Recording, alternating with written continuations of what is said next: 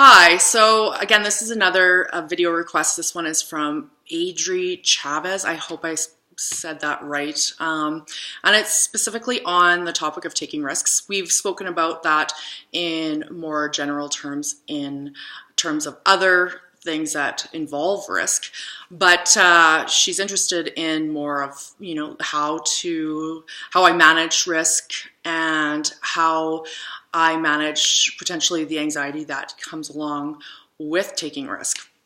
So as I've mentioned in other videos, I am an entrepreneur, and I think the main thing that comes with being an entrepreneur is getting really comfortable, or at least familiar with ongoing risk every day. So as even just from the everyday things that pop up that we are not even aware of because of the multiple hats that we have to wear. So I'm going to use mostly the work example for this because it's the most relevant for me right now. I think everyone deals with risk on an everyday basis. We just get used to it. So it's when the new risks come in that we have to evaluate that tends to cause maybe some of the anxiety that we experience. So risk for myself is usually equated with some element of fear and how to manage the fear, or how to understand the benefit, the cost-benefit ratio.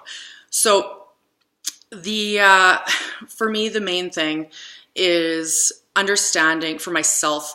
It's almost like you're impelled to do something, or compelled, apologies, because of the end result that you want, the passion that you have for this, particular thing that is so far down the line that you see it in your mind's eye very clearly. However, you only have certain things already in the foreground on how to make that happen. So you have the ideas in place, but it's all the tiny things that, say, a sensor is amazing at, that are the things that are actually a big risk for myself, because those are the things that can throw me off and actually cause that anxiety. So again, reading from my notes, so I just remember some stuff here. The background quick on why I became an entrepreneur was because I was frustrated with working for the man. It was a great paying job.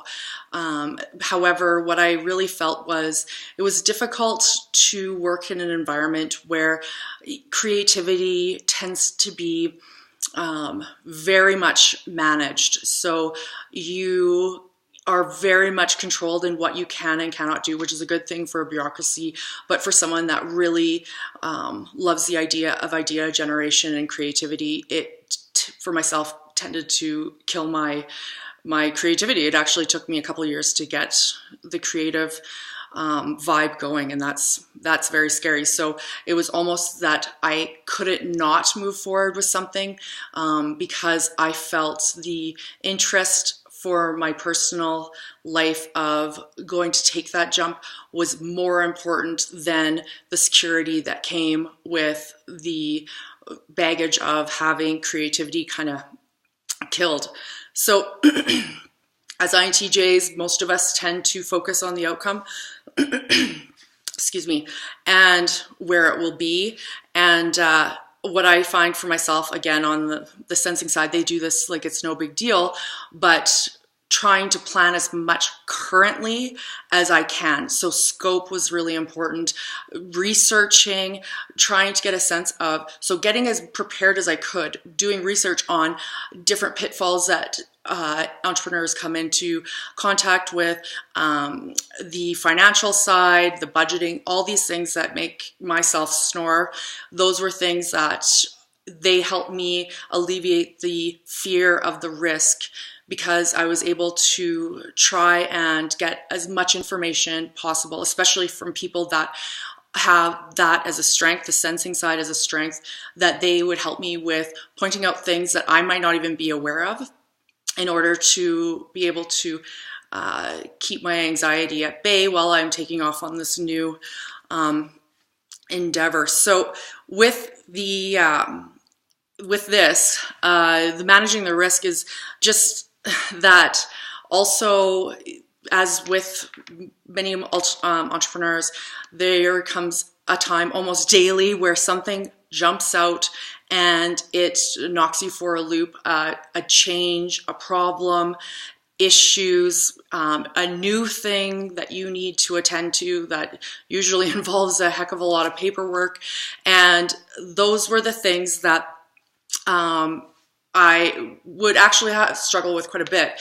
And I had to constantly remember that reality is subjective. So the present, yes, we can prepare as much as we want, but the reality of what is happening is really subjective. And those days that it hits you from the side and the fear kicks in and you can't prepare for it no matter what, the feeling that you can take a step back or try to take a step back, acknowledge you're trying to take a step back and go and look at it from different angles to understand that this too shall pass. So that's a cliche statement for a reason.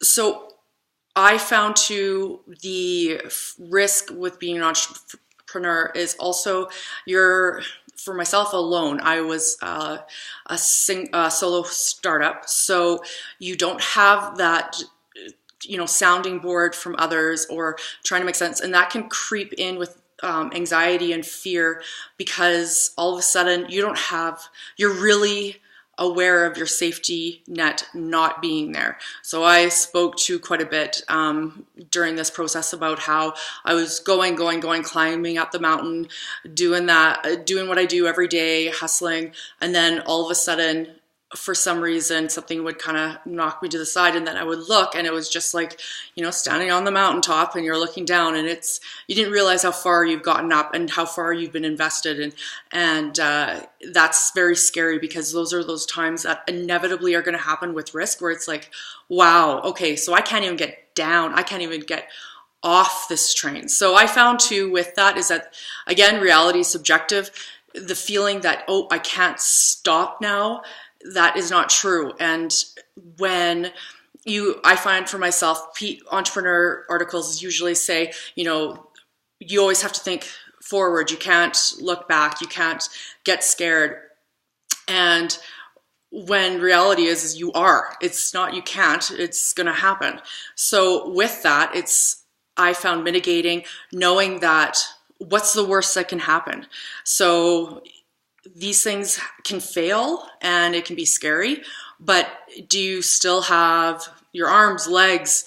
Do you still have your family? Do you still have your pets? It goes back to the basics instead of being continually caught up in this world that you're creating, that it grounds myself particularly and be able to take a step forward when the next time I need to. So with that also, the anxiety piece that will inevitably creep up if you are prone to anxiety, risk really exacerbates that. There's times where you almost have to learn to take the time to just be. And that's really difficult when you're seeing where you're going, you're frustrated about these different things that are popping up and screwing with your, forward focus. And you're getting bogged down with all these minute details, which kind of drain your spirit. And for myself, I was concerned that this would actually impact my creativity and the way I can drive forward with this product. And what I found really helpful was finally just giving into that, because it was almost like my mind was saying, you need to really take a step back. And I always love the idea of self-care. It's great in theory, and I do try to practice it. But I found self-care for me was absolutely just taking a step back and really getting into the grounding of what is going on around me, my experience, not just living in my head, and not trying not to do it just rationally, but literally getting into the practice again of everyday simplicities of life. And I did that through two things. So I did that through, instead of just journaling, I actually got a little notebook and bring it with me everywhere, and it's my baby steps journal. And what I did was I gave myself, 5 points that I will write down every day, bullet points on what I did. So that's as simple as, wow, I actually did a little bit of yoga. I didn't actually go to a class, but that's not the point. I'm making baby steps towards something. So, or I went to the grocery store because the anxiety can flare up to the point where I will tend to isolate myself. And so little things. So then it helps with the anxiety if you look back and see, wow, I'm making progress. But also you're acknowledging every little thing that you are doing for yourself while you're recuperating and trying to get yourself back into being centered, because it's a little win every time. It doesn't matter if it's just you wipe down one end table. It's something that you weren't doing before that you've given yourself permission to do again and build yourself back up, alleviating anxiety. Second thing that I do, and I'll be done this one quick because this is a very long video, is the work journal. So instead of, same thing, bullet points, 5, and it could be anything. So writing down, yes, I actually did and paid my bills today. Done. Or I can do a single bill. Point is that it's constantly acknowledging where you have been, where you're going. And so those days where you feel like you're not getting anywhere and it's frustrating and you have no direction and the anxiety of the risk starts to really kick in, you're able to look back and see where you've come from. So anyways, I hope that makes sense for this one, apologies, Adri Chavez. And always, as usual, comments, please, and any video requests, please put video requests beforehand. Thanks so much.